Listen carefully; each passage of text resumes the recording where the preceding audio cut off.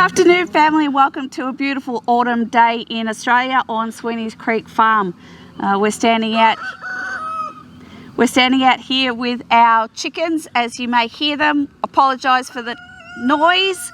We have a rooster that likes to crow. So as you know, we don't have a lot of water around here, and we've been trying to cope with that as best we can. We've got IBCs that we're using to water all of our orchard.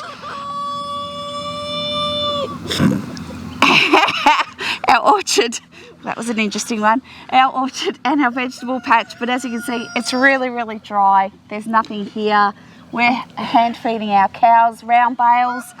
So we've been working on a project to actually counter that, and in the video you're about to see was the result of our experiment. Yeah, the carting of the water is it's quite problematic. I can only do 2,000 litres at a time, so it involves a number of trips back into town and out again, and then pumping, and it's a lot of effort, takes up a lot of time just to provide water here. And yeah, the video that's now coming is very exciting because it's going to solve that problem beautifully. There's plenty of water here in the right location. Yeah. The average depth that I've found good flows out is between 60 and 80 metres. Yeah. The last one I did up the road here was, I think that was 80 metres or 78 metres and about 300 litres a minute. Yeah. There's quite a lot of water, but it's very brackish. Yeah. So 100% you would need to budget for a desal system to put on it. Do you know what sort of pricing? I think they're around about 8 to 10 grand for a desal system. They'll give you 20,000 litres a day. Yeah. The last two that I did down the road there, they put both with desals on them, and when you drive past, the price is good. Yeah. They're good. Well, that's what we want, but more so because we actually sell produce. Yeah. And we do a lot of preserving, and we sell those as well. So we've got that, and we've got the big shed going up there, which is going to have where we process stuff. Yep. So we need to have the water. And it will also be costed up because it's obviously a business expense, Yeah. you know, the whole thing. But yeah, there's no problem, but you just need to understand that the water is brackish and we'll need a desal system. Yeah. Just down the road in Steens Road at Oaks Creek is where they're made. Yes. They're really good people to do Yeah, I actually looked at them about 2 years ago when we were thinking of this, because I knew when we did this that the water was not going to be straight out of the well and onto the garden unless you just wanted to water grass and kill it. Check herbicide. In this particular area, but you look, you go down the road a couple of k's in Strathfield, say, and I've got drinking water straight out of the ground. Yeah. But then you move across a creek in there, like Emu Creek, you go on the other side of the creek and the water's absolutely disgusting. Yeah. And you just need to know where the good water is and where the bad water is, which is very highly mineralised. As you can see, the sandstone and the sedimentary stone picking its head out here, it's quite orangey black, and that's mineralisation. We've got that's pretty much our only ridge that we've got. We've got another one up the back there as well. So, but yeah, we want to try and drought proof as much as we can. And look, it's pour on desal system and it's done. Yeah, and we don't want to take the water from the house. No. Because, you know, water's expensive. Yeah. And we'd rather invest a little bit of money into that rather than buying in water all the time. Absolutely. So, Absolutely. I mean, with that other tank, it'll help, but it'll come off the shed, but it still won't be enough. Yeah. So, I mean, look, you're just sort of getting started here. You've done a fantastic job. When you first came here, it was just a dry grass paddock and there was nothing. But, you know, as you progress and the more vegetables and fruit trees you put in and stock and everything, the more water your farm's going to have. Yeah. And the last thing you want to do is to be restricted and even start losing crops in the middle of summer because you just don't have the water. Yeah, well, we've... Doing 3 trips a day to cart water, there's half your day gone. Yeah. We've invested a lot of time and money into the soil in this section as well. So we've been composting and, you know, doing a lot of work with the soil. Yeah. We haven't bothered with any of this because I'm not going to spend time putting money into this time, not money. When you don't have the water to When I don't have the water. service it. Yeah, if we don't get the water into it, the soil becomes hydrophobic anyway, so it's a waste of time. Okay, I'm going to do a bit of water divining. Some people can laugh about it and say it's a load of rubbish. I get a good success rate. It's worked for us in the past. Rather than just taking a random spot and saying we'll drill there, keep going until hopefully we find something. We'll drill where there's two aquifers intersecting, one on top of the other. I'm going to find a water cross. So let's go and have a look over here. We actually did a video on divining. Oh, okay. And it was in this area, so it'll be interesting to see. So I'm going to turn around in circles, and when I'm facing an aquifer, the wire's going to dip. So it's telling me there's one over here. So I'll walk over here.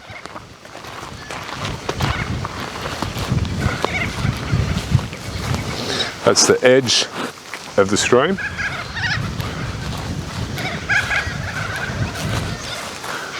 And that's the middle of the stream coming through here. So now we look to the other stream that should be hopefully intersecting not so far away. There's one in here.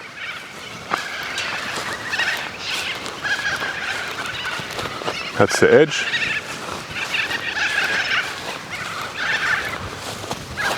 And that's the middle. And that's coming through here. So they're both going to intersect, one on top of the other, in this area here. So you're going to have two streams, one on top of the other. They'll either be at the same level or one below the other. Best place to go, in my opinion, is on a water cross, because you get two chances of getting a good flow of water. It's not too far to run your power. Your power comes in straight over there. The only thing we'd have to check is actually where the power comes in. I imagine that's the trench just there, is it? Yeah.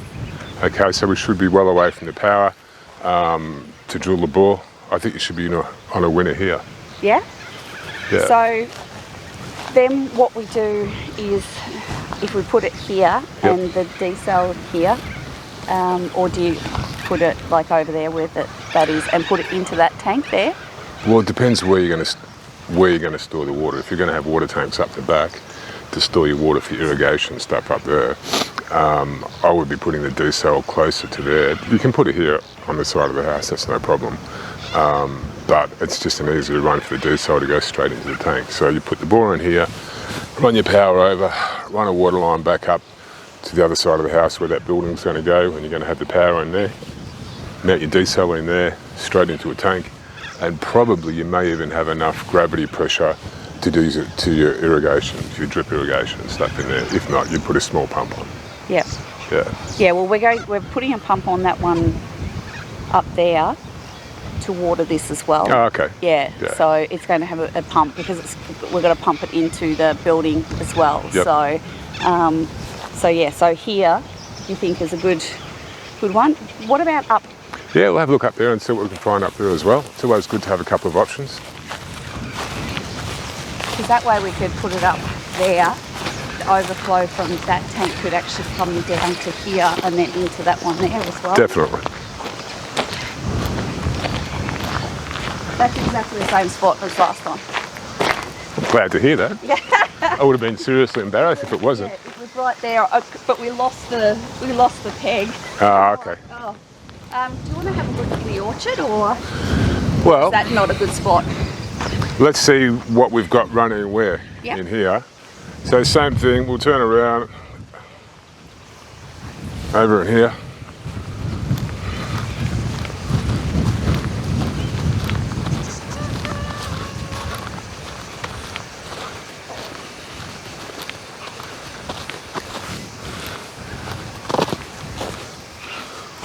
There's one coming through here.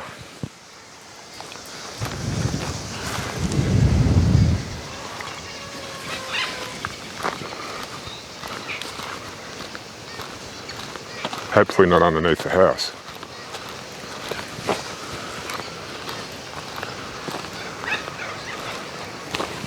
There's another one coming through here.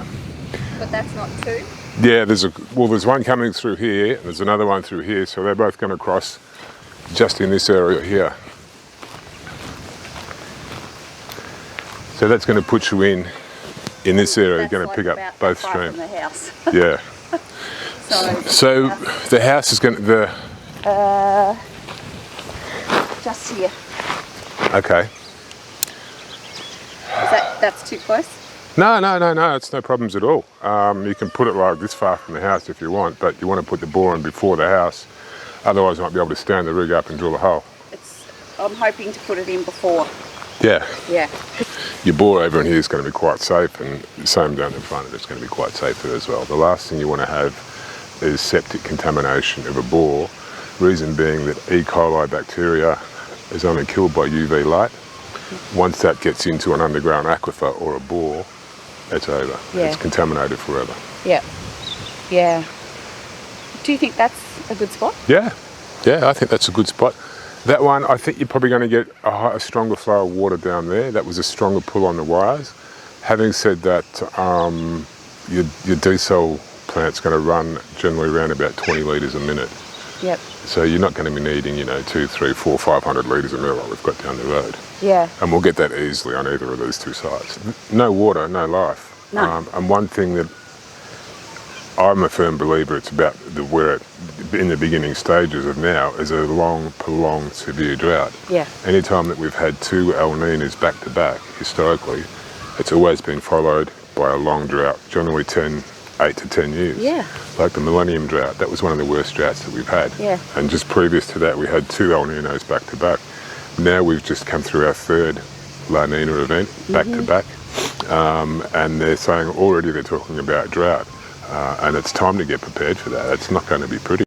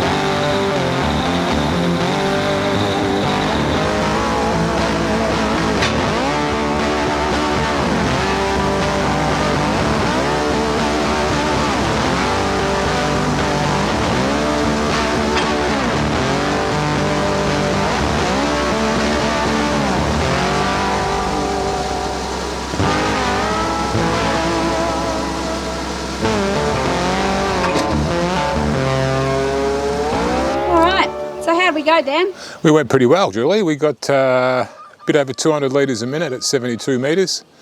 We had about 4 inches of what you might call topsoil if you're lucky, and then about 1.5 metres of clay, and then we had mudstone down to 48 metres.